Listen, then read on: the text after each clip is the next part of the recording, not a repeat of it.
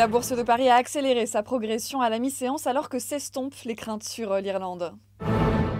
Safran avance de plus de 4%. L'autorité des marchés financiers lui demande de publier au plus tard demain avant bourse un communiqué afin d'informer le public de ses intentions sur Zodiac. Les banques poursuivent le rebond entamé hier. Société Générale, BNP Paribas et Crédit Agricole reprennent plus de 2%. Carrefour conservera finalement ses actifs en Malaisie et à Singapour.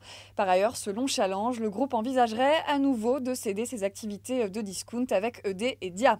Et puis très peu de valeurs sont dans le rouge sur le CAC 40 ce midi.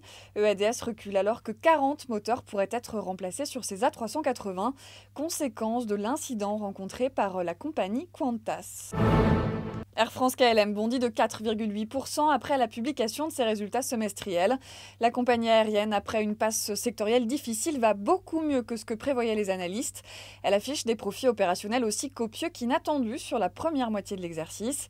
Les prévisions de résultats sont relevées en conséquence par le transporteur. Air France-KLM vise un résultat opérationnel à plus de 300 millions d'euros, alors qu'elle tablait sur un résultat positif fin octobre. Plusieurs analystes ont relevé leurs objectifs après ces chiffres. Voilà, c'est la fin de ce flash. On se retrouve à 18h pour la clôture.